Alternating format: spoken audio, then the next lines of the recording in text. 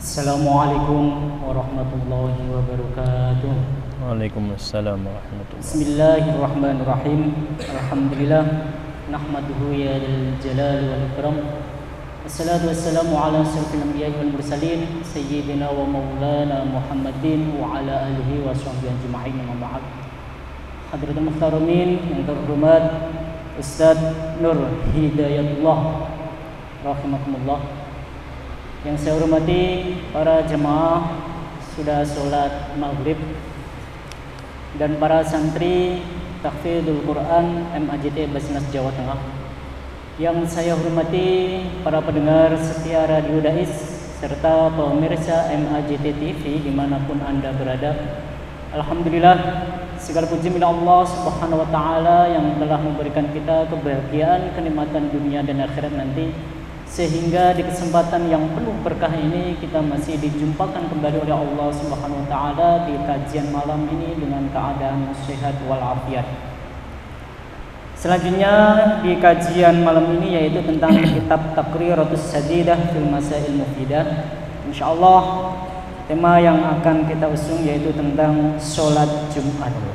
Untuk itu bagi jamaah yang hadir dan para santri yang apabila ingin bertanya nanti bisa langsung ke narasumber, dan bagi para pendengar serta pemirsa yang ingin bertanya bisa melalui WhatsApp-nya Radio Dais yaitu di 082133670000. Untuk mengawali kajian malam ini, mari terlebih dahulu kita buka dengan bacaan kitab ala niyatina wa ala niyatikum bi barakati suratul Fatihah.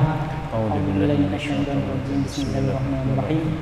Alhamdulillahirabbil alamin arrahmanir rahim maliki yaumiddin. Iyyaka na'budu wa iyyaka nasta'in ihdinas siratal mustaqim siratal ladzina an'amta 'alaihim ghairil maghdubi 'alaihim waladdallin.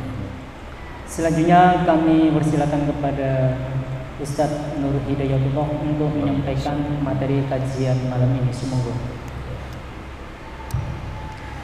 Assalamualaikum warahmatullahi wabarakatuh. Waalaikumsalam warahmatullahi wabarakatuh. Bismillahirrahmanirrahim. Alhamdulillahi rabbil alamin.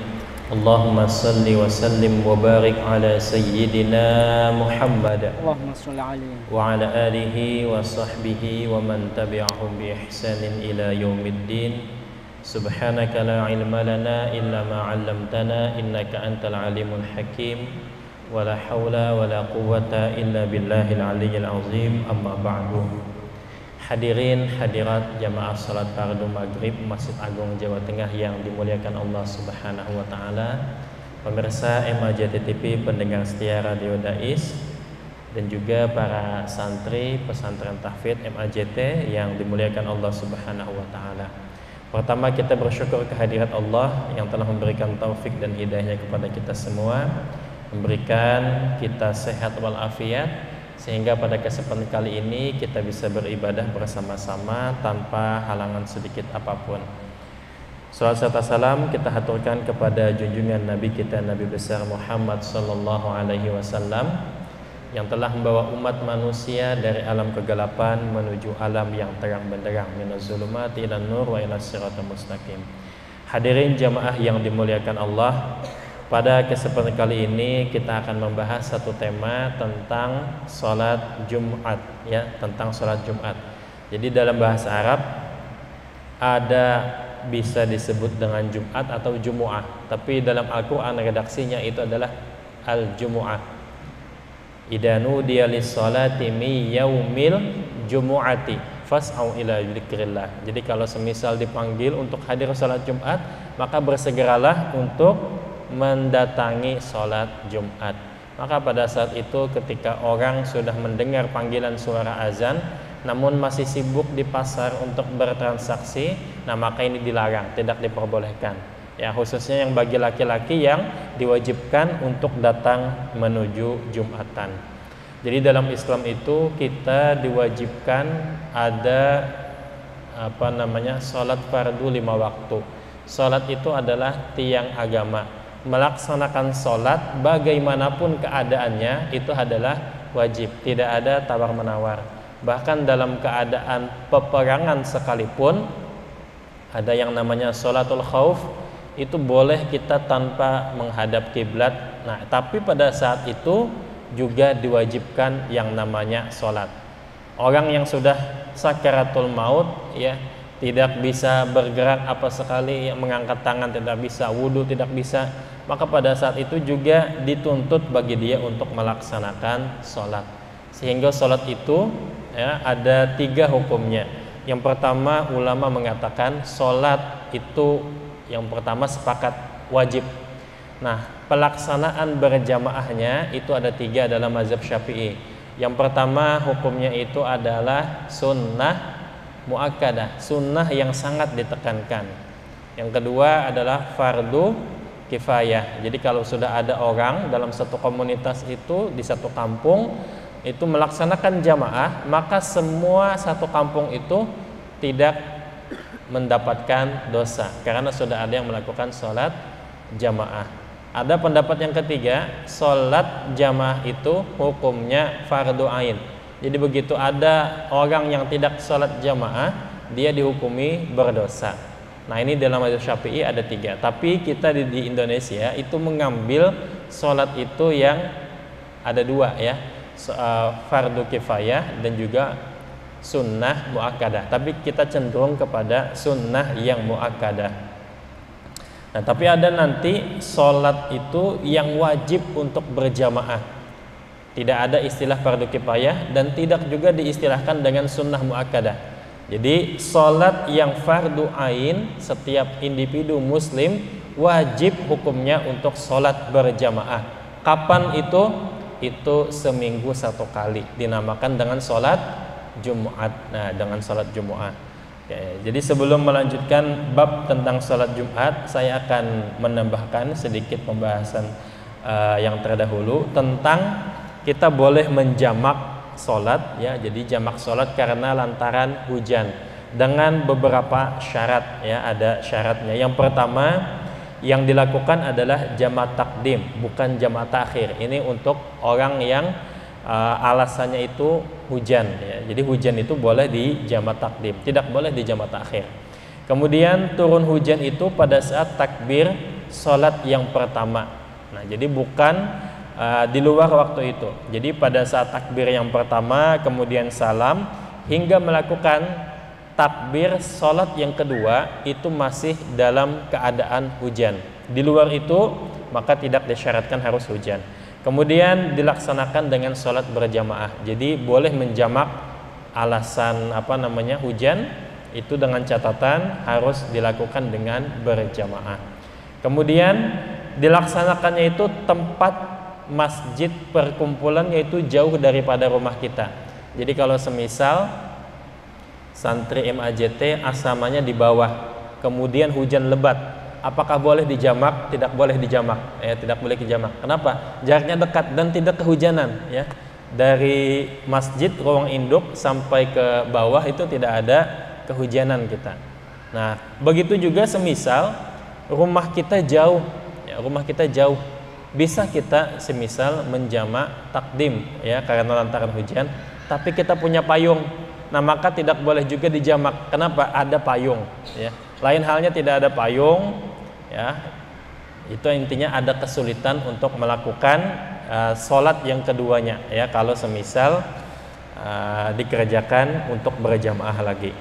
Tapi kalau semisal ada payung, ada jas hujan, maka tidak diperbolehkan lagi untuk melakukan jamak, ya, jamak takdim dengan alasan hujan.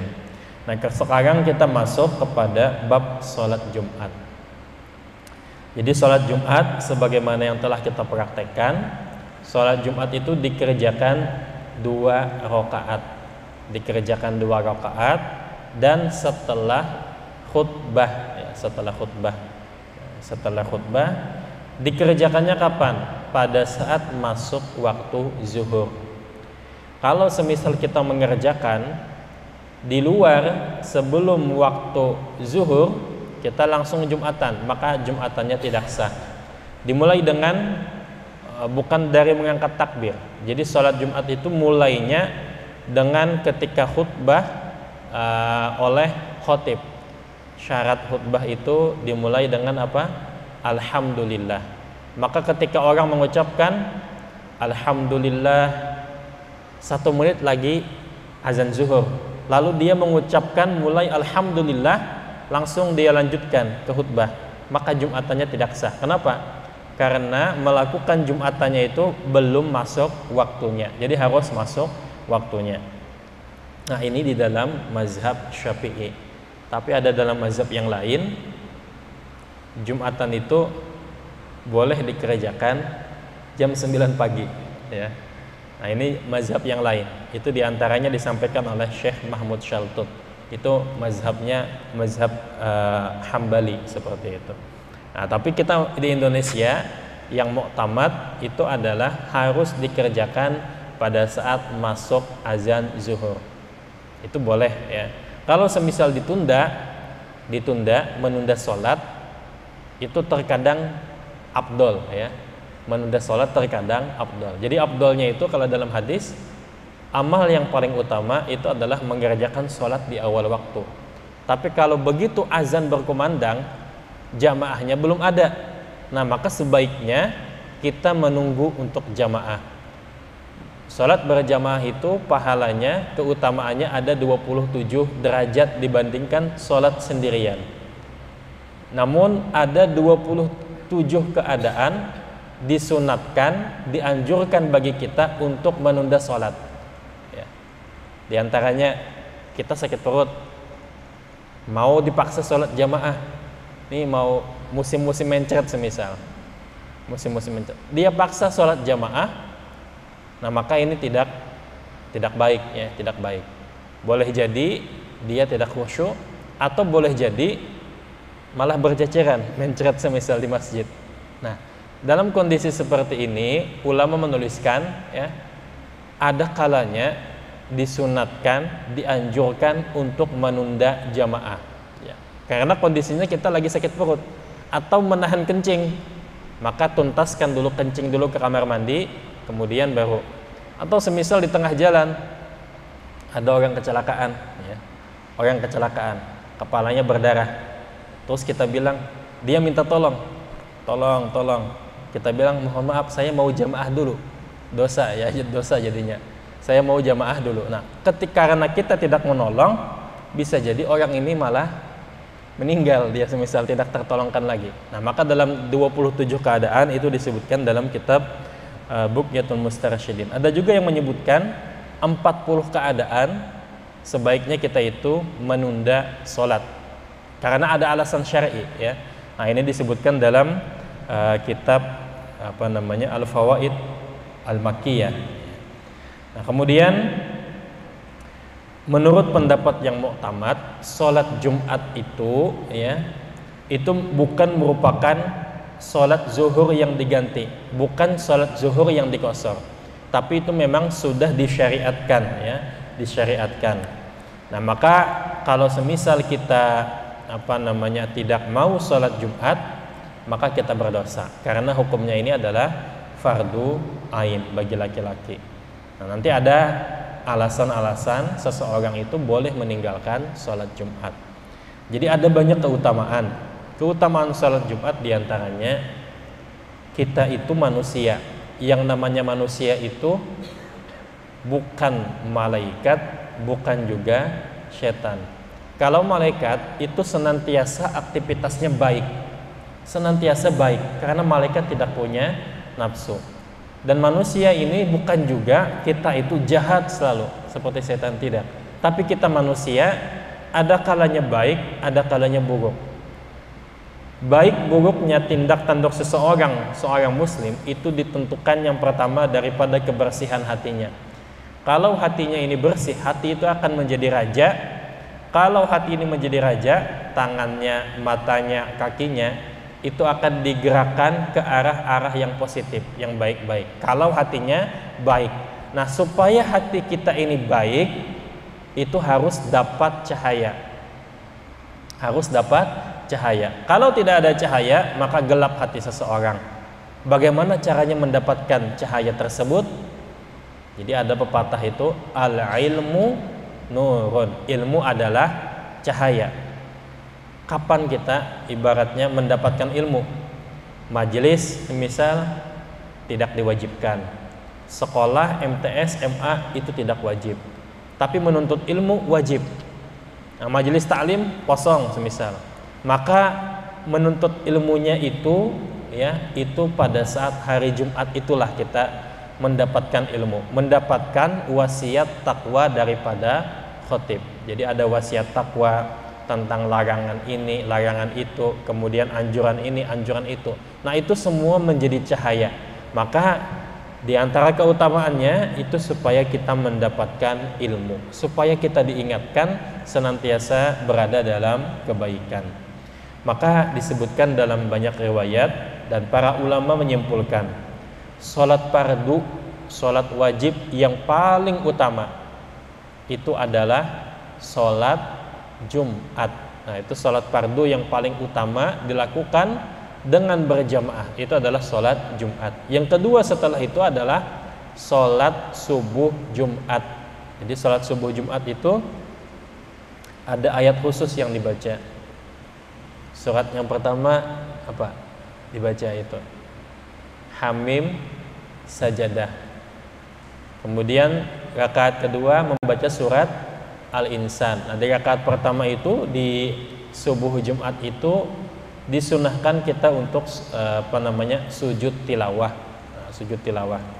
Jadi bagi orang yang semisal tidak tahu sujud tilawah itu, kemudian pindah ke suatu daerah yang mengamalkan sunnah Nabi itu, hari Jumat ada yang namanya sujud tilawah, yang membaca rakaat pertama membaca ayat sajadah, rakaat kedua membaca surat Al-Insan.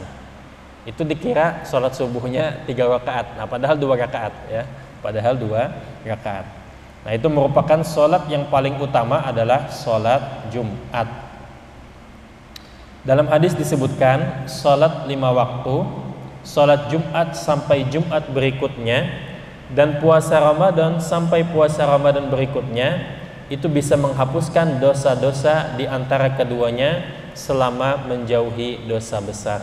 Jadi kalau kita melakukan sholat Jumat sampai Jumat berikutnya, itu kafarat, dosa-dosa kita diampuni ya, dosa-dosa. Nah, ada makna yang lain adalah hati kita, kemudian anggota tubuh kita itu dilindungi supaya tidak melakukan dosa seperti itu.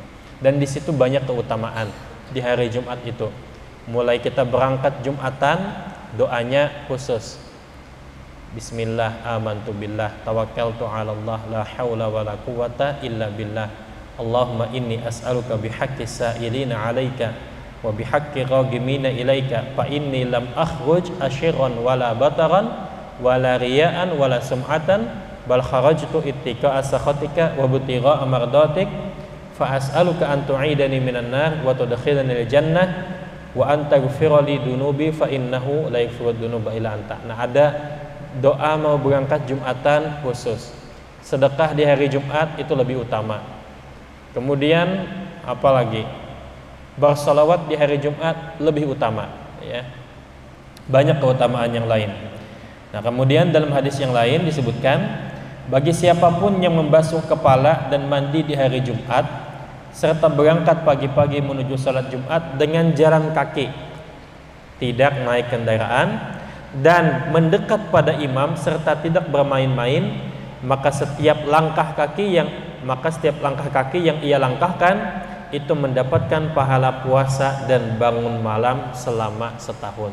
Nah, ini banyak keutamaan yang didapatkan di hari Jumat. Nah, kemudian ada syarat wajib sholat Jumat. Syarat wajib sholat Jumat ada 7. Yang pertama adalah Islam. Maka orang yang kafir itu tidak wajib Jumatan ya. Sedangkan orang yang murtad itu wajib Jumatan. Muslim selama orang itu beragama Islam, dia wajib Jumatan. Kalau orang ini murtad, dia wajib juga Jumatan. Maksudnya kalau orang yang murtad ini kemudian dia masuk Islam lagi, maka dia harus mengqadha sholat Jumatnya. Semisal dia 1 bulan murtad, artinya 1 bulan berstatus sebagai orang kafir, ya kan? Nah, maka 4 minggu, 4 Jumat itu dia meninggalkan sholat Jumat, maka wajib dia menggantinya dengan sholat zuhur 4 kali seperti itu. Bisa dilakukan kodoknya itu di siang hari ataupun mengkodoknya di malam hari. Kalau dia mengkodoknya di siang hari, maka bacaannya itu sir, tidak nyaring. Tapi kalau dia mengkodoknya itu di malam hari, maka boleh dia menyaringkan bacaannya rakaat pertama dan rakaat kedua. Jadi bukan Jumatannya yang dikodok, zuhur, salat zuhur sebagai ganti daripada salat Jumat. Kemudian syarat wajib salat Jumat yang kedua itu adalah balik. Maka tidak wajib bagi anak kecil yang belum balik, ya. Namun sah hukumnya kalau salat Jumat itu ia lakukan sudah tamyiz, ya, sudah tamyiz. Nah, jadi kalau semisal balik laki-laki dengan mimpi, kalau perempuan sudah masuk haid seperti itu. Kemudian syarat wajib Jumat lagi adalah berakal. Maka kalau semisal orang ini tidak punya akal, orang gila, maka tidak wajib dia melakukan sholat Jumat. Selanjutnya adalah merdeka, ya, merdeka. Bagi budak itu tidak wajib Jumatan, tapi sekarang tidak ada lagi istilahnya budak, ya. Kemudian yang kelima adalah yang wajib, ya, syarat wajibnya itu laki-laki. Maka tidak wajib bagi wanita dan khunsa. Namun kalau semisal ibu-ibu mau melakukan sholat Jumat berjamaah, hukumnya sah, boleh. Jadi daripada semisal 4 rakaat nih, maka ikut berjamaah semisal dengan laki-laki. Di lantai pertama semisal sholat laki-laki, lantai kedua semisal ibu-ibu mau sholat Jumat. Nah, hukumnya sah. Tapi bagi perempuan tidak wajib. Yang wajib adalah laki-laki. Kemudian syarat wajib sholat Jumat yang nomor 6 itu adalah dia sehat. Maka kalau orang ini sakit, dia tidak wajib Jumatan. Orangnya lagi di infus, lagi pakai oksigen di rumah sakit, nah itu tidak wajib Jumatan. Nah, jadi sehat itu baru diwajibkan. Kemudian yang ketujuh, syarat wajibnya adalah seseorang itu berstatus sebagai mukim. Jadi bukan musafir. Ya, kalau musafir tidak wajib Jumatan. Tapi kalau mukim itu wajib yang namanya Jumatan. Nah, kemudian dalam perkara sholat Jumat dahulu di dalam mazhab Syafi'i, kalau di kitab ini masih dipersoalkan, ada yang namanya itu ta'addudul jumu'ah. Ta'addudul jumu'ah itu sholat Jumat di beberapa titik, jarak antara satu titik, satu masjid dengan masjid yang lain itu berdekatan. Nih, masjid kita ada di sini. Di samping sini ada masjid, di depan sana ada masjid, di belakang ada masjid, berdekatan. Menurut mazhab Syafi'i, ini menurut mazhab Syafi'i, ya, termasuk juga di kitab ini, itu hukumnya tidak sah sholat Jumat kalau di tempat masjidnya itu berdekatan. Ini satu bab khusus, ada ulama di Jakarta itu, beliau seorang mufti Batavia, Sayyid Utsman bin Yahya. Beliau menulis risalah khusus tentang ta'addudul Jumu'ah, melaksanakan sholat Jumat di beberapa masjid yang masjidnya itu berdekatan. Nah, menurut mazhab Syafi'i itu sholat Jumatnya tidak dikatakan tidak sah. Oke, tidak sampai di sini dulu. Nah, menurut perkembangan zaman sekarang, maka itu sah-sah saja sholat Jumatnya itu berdekatan. Ya, karena perkembangan waktu dan kondisi itu berubah, maka sekarang kita banyak melihat di sini masjid, di sana masjid. Jaraknya itu berdekatan. Nah, maka itu diperbolehkan. Jadi kalau semisal dahulu itu mempersyaratkan, di antara syaratnya kalau semisal ada masyaqqah, meskipun berdekatan tapi untuk menuju ke sana itu terasa sulit, ya. Atau semisal beda pandangan, beda mazhab antara masjid sini dengan masjid yang sana, beda pemahaman, maka diperbolehkan. Nah, tapi dulu orang itu sampai bunuh-bunuhan. Nah, ini disebutkan dalam kitab sejarah. Ada di Palembang, kemudian di daerah Negara. Negara itu satu daerah di Kalimantan Selatan. Pada awal abad 20 itu orang kelahi. Kata Kiai A, sholatnya tidak sah, masjidnya berdekatan. Kata Kiai B, sah saja. Kiai A sama Kiai B ini akur-akur saja, tapi jamaah keduanya ini saling cekcok. Ujung-ujungnya bunuh-bunuhan, ya, bunuh-bunuhan.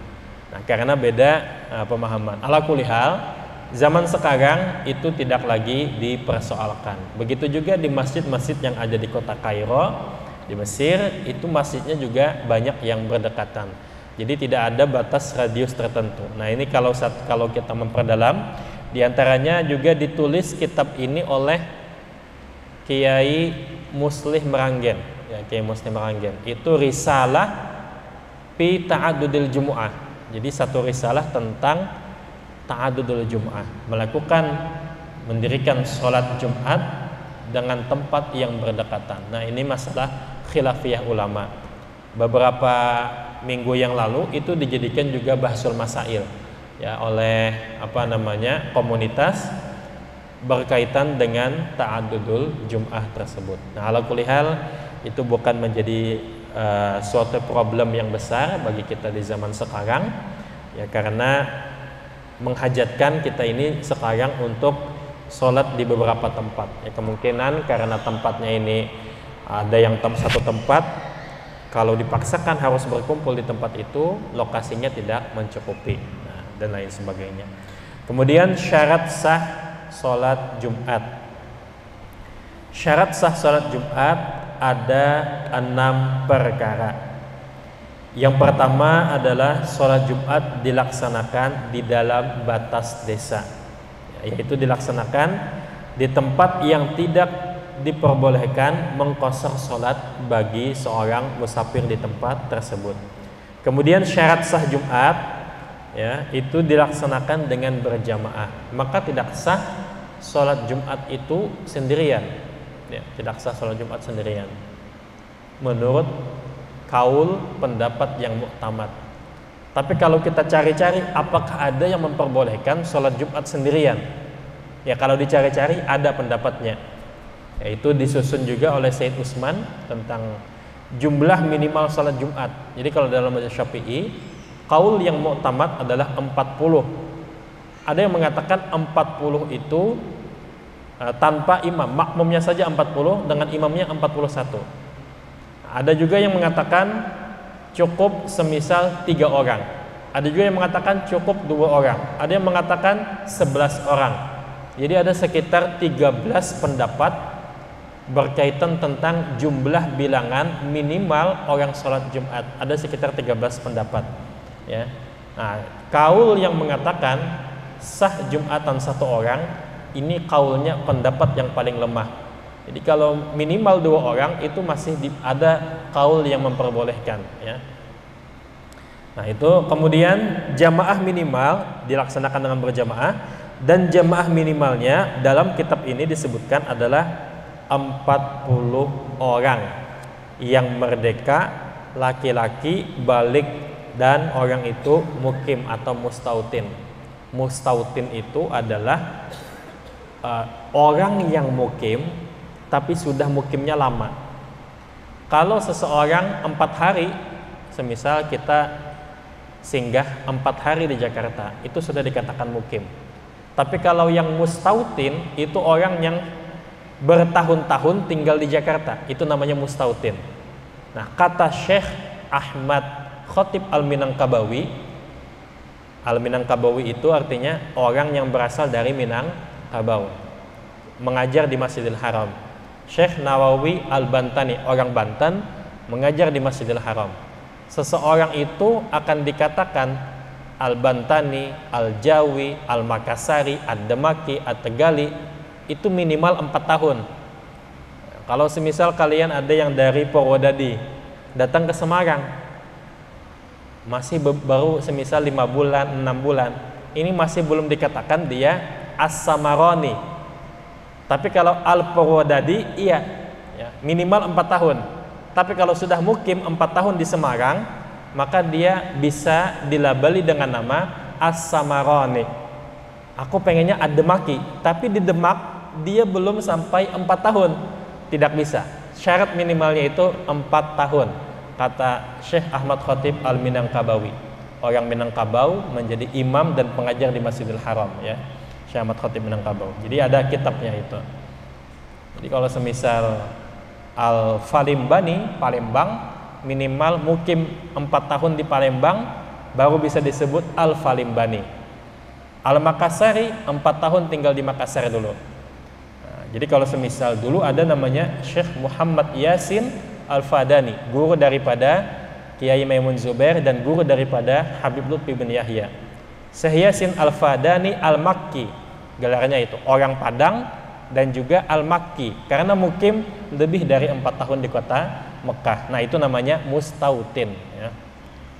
Syarat yang keempat, ya, syarat yang keempat daripada syarat sah sholat Jumat itu adalah sholat Jumat itu secara utuh dilaksanakan di waktu zuhur. Masuk waktu zuhur baru boleh memulai Alhamdulillahi Rabbil Alamin wa bihi nasta'in dan seterusnya. Itu masuk memulai khutbah kalau sudah masuk azan 5 menit lagi, tapi dia langsung berkhutbah kemudian sampai ittaqullah, maka sholat Jumatnya tidak sah. Kenapa? Karena sholat Jumat dengan khutbahnya itu menjadi satu kesatuan. Khutbahnya dilaksanakan di luar waktu sholat, maka sholat Jumatnya menjadi tidak sah, harus diulang lagi. Nah, jadi ada syarat Jumat, ya, ada rukunnya khutbah juga nanti ada. Nah, kemudian di sini disyaratkan lagi tidak ada sholat Jumat lain di satu daerah yang mendahului atau bersamaan. Nah, ini yang dimaksudkan ta'addudul Jum'ah tadi itu. Kalau Jumatannya itu berdekatan, maka itu tidak dikatakan sah.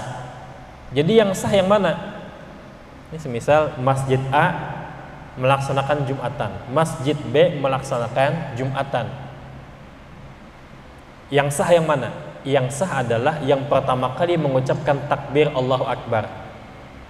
Jadi semisal di sini sudah selesai ibadallah, kemudian aqimus shalah, iqamat, kemudian Allahu Akbar, Masjid A. Jadi batasnya itu ra pada lapas Allahu Akbar. Nah, di Masjid A itu sudah melakukan takbir, maka Masjid B ini tidak sah Jumatannya bagi masjidnya yang berdekatan. Oke, perlu digarisbawahi, ini menurut pendapat para ulama zaman dahulu. Kalau zaman sekarang, masjid-masjid di kita itu berdekatan, dikatakan tidak sah, ribut nantinya kita. Nah, tapi kalau dulu itu memang masjid itu di satu kota hanya ada satu kota satu masjid. Jadi semisal Semarang, ya masjidnya Masjid Baitur Rahman semisal, atau Masjid Agung Kauman, satu kota satu masjid. Nah, ini sebagaimana dibahas dalam fikih perbandingan mazhab. Ala kulli hal sekarang boleh-boleh saja, ya. Nanti kalau tidak diperbolehkan malah menjadi masalah, ya. Nah, ini kita membacakan kitab fikih, dan ini berlaku dalam mazhab Syafi'i di zaman dahulu. Nah, kemudian syarat yang keenam, didahului 2 khutbah yang sah. Khutbahnya harus sah. Ada khutbah yang tidak sah, ada. Khutbah yang tidak sah diantaranya khotibnya kentut, tapi dia meneruskan. Nah, jadi khotib itu harus dalam keadaan suci. Nah, jadi kalau khotibnya tidak suci, ya tidak sah Jumatannya. Dan terpenuhi semua syarat dan rukunnya. Kalau dahulu itu khutbah Jumat itu dikerjakan di zaman Nabi dahulu setelah sholat Jumat, sama seperti Idul Fitri. Idul Fitri itu sholat Id dulu, baru khutbah Idul Fitri. Idul Adha dulu, baru khutbah Idul Adha. Nah, jadi kalau kenapa berubah? Khutbah dulu baru sholat, karena Pak Nabi ketika khutbah, ya selesai sholat khutbah, ternyata sahabat ada yang pulang. Nah, akhirnya khutbahnya dimajukan supaya nggak ada yang ulang. Oke, barangkali ada yang ditanyakan, silahkan. Ada pertanyaan.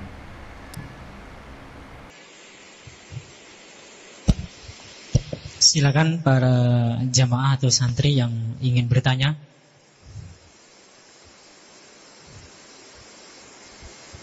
Silakan. Oh ini dikirim sama. Kalau nggak ada, kita yang di WA ya. Ini ada pertanyaan, Ustaz. Assalamualaikum warahmatullahi wabarakatuh. Mau tanya Ustaz mengenai tema malam ini, yaitu sholat Jumat. Ini pengalaman saya sendiri, Ustaz. Jadi waktu sholat Jumat sudah menunggu waktu sholat Jumat, tetapi ternyata ketiduran, Ustaz. Lalu terbangun, tetapi sudah lewat waktu sholat Jumat, yaitu jam 2 siang. Terus bagaimana cara menggantinya, Ustaz? Apa diganti dengan sholat duhur atau bagaimana? Suwun. Mau nunggu sholat Jumat, tiba-tiba ketiduran, bangun-bangun sudah jam 2. Apakah mengerjakan sholat Jumat atau mengerjakan sholat zuhur? Boleh dua-duanya. Boleh mengerjakan sholat zuhur dan boleh juga mengerjakan sholat Jumat, dengan catatan ada 40 orang yang belum. 40 orang yang sama ketiduran semisal 40 orang. Nah, jadi syarat sah Jumatan tadi dalam mazhab Syafi'i itu minimal 40 orang. Kalau ada teman, semisal satu bis orang datang, atau semisal orang ini sama-sama ketiduran, 40 orang ini jam 2 sama-sama bangun, maka boleh melakukan Jumatan, dilakukan jam 2 siang, boleh. Karena sholat Jumat itu boleh dikerjakan selama masih masuk dalam waktu sholat zuhur. Tapi kalau cuma dia sendirian yang yang ketiduran, maka cukup sholat zuhur 4 rakaat seperti itu. Ya, cukup. Apakah berdosa? Ya? Apakah berdosa seperti itu? Kalau yang namanya ketiduran itu dimaafkan. Kalau ketiduran ya dimaafkan. Orang itu akan berdosa manakala begitu azan zuhur, azan Jumat, tapi dia tidak mau ke masjid. Azan Jumat tidak mau ke masjid, dia tidur. Kemudian kebablasan, dia berdosa. Dikatakan tidak berdosa manakala waktu zuhur belum masuk, menunggu-nunggu belum masuk waktu zuhur, ketiduran. Bangun-bangun sudah jam 2. Nah, ini tidak berdosa. Yang berdosa itu manakala masuk waktu sholat tapi dia tidak mau segera. Nah, itu dikatakan berdosa. Wallahu a'lam bishawab. Ada lagi, silahkan. Tadi dikatakan masalah tentang tempat sholat Jumat berdekatan jaraknya. Adakah jarak minimal yang kita mazhab Syafi'i tadi, ada jarak minimalkah untuk bahwa itu jangan sampai tempatnya itu berdekatan? Jaraknya itu berapa? Terus yang kedua, tadi di dalam mazhab Syafi'i bahwa syarat orang mukim yang melaksanakan sholat Jumat itu adalah 40. Itu termasuk mazhab Hanafi kalau nggak salah. Sedangkan mazhab Maliki pun juga beda. Kalau mazhab Maliki malah 12 jamaah itu bisa sah untuk melaksanakan sholat Jumat. Lah, yang menjadi titik poinnya adalah ilat atau sebab kenapa antara 40 dan 12 tidak semisal wes pokoknya antara lebih dari 3 lah semuanya sah.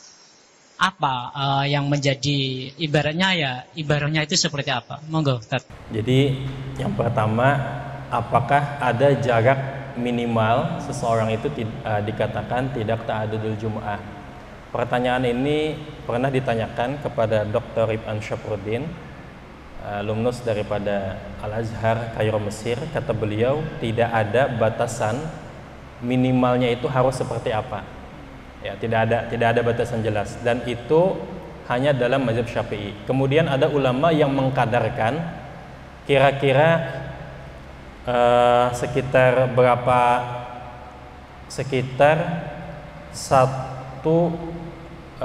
kiloan. Itu diantaranya, tapi bukan dengan kilometer, pakainya itu mil. pakainya mil. Jadi satuan jaraknya itu pakainya mil. Itu disebutkan dalam kitab Sayyid Utsman bin Yahya sekitar 2 atau 3 mil. Ya, 2 atau 3 mil. Nah, itu diantaranya. Ada juga yang mengatakan kurang dari itu, jarak minimalnya itu harus 1,7 km atau 1,9 km atau genapkan 2 km. Ya, harus lebih dari 2 km atau lebih dari 1,7 km. Kalau masih berdekatan, masih dikatakan ta'adudul jum'ah. Ini bagi ulama Syafi'iyah yang ketat atau yang yang sangat berhati-hati seperti itu. Nah, ini terjadi perdebatan antara Sayyid Utsman bin Yahya dengan Syekh Ahmad Khatib Minangkabau. Sayyid Utsman bin Yahya pada saat itu menjadi mufti di Batavia di Indonesia. Kemudian Syekh Ahmad Khatib Minangkabau itu menjadi mufti Syafi'iyah di Mekah. Jadi sama-sama bermazhab Syafi'i, sama-sama ulama besar. Kata Syekh Ahmad Khatib Minangkabau, tidak masalah sholat Jumat masjidnya yang berdekatan. Waktu itu mengomentari masjid raya yang ada di Palembang, ya. Kemudian kata Sayyid Utsman itu masalah. Ala kulli hal ini khilafiyah ulama, tapi di zaman sekarang itu tidak lagi dipersoalkan. Nah, yang kedua tadi tentang jumlah minimal sahnya Jumatan. Jadi ini saya bacakan dari kitab yang ditulis oleh Sayyid Utsman. Jadi beliau menyebutkan ada 15 pendapat. Ya, 15 pendapat. Nah, menurut pendapat qaul Imam Syafi'i yang jadid, yang mu'tamad, pendapat Imam Syafi'i yang jadid dan yang mu'tamad itu minimal adalah 40 orang. Menurut qaul qadim Imam Syafi'i itu adalah 41 orang, 40 jamaahnya, 1 imamnya. Nah, menurut pendapat yang lain diantaranya menurut Imam Ibnu Hazm, sholat Jumat boleh hanya 1 orang. Sholat Jumat boleh hanya 1 orang. Tapi ini adalah pendapat yang sangat lemah, ya, pendapat yang sangat lemah. Jadi Imam Ibnu Hazm 1 orang. Kemudian pendapat yang boleh 2 orang itu pendapat kaum Zohiri, karena sholat Jumat dia wajib berjamaah. Dalam bahasa Arab, sholat jamaah itu boleh dikatakan minimal 2 orang. Kalau 2 orang sudah sholat itu sudah dikatakan berjamaah, ya. Nah, kemudian pendapat yang ketiga itu adalah kaul daripada Imam Syafi'i yang qadim, ya, dan menurut riwayat daripada Abu Yusuf.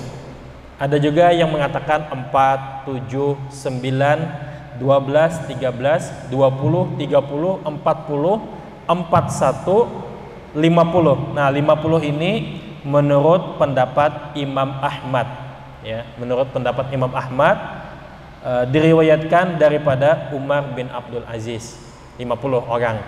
Kemudian ada juga yang mengatakan minimal adalah 80. Nah, 80 berarti 2 kali lipat mazhab Syafi'i.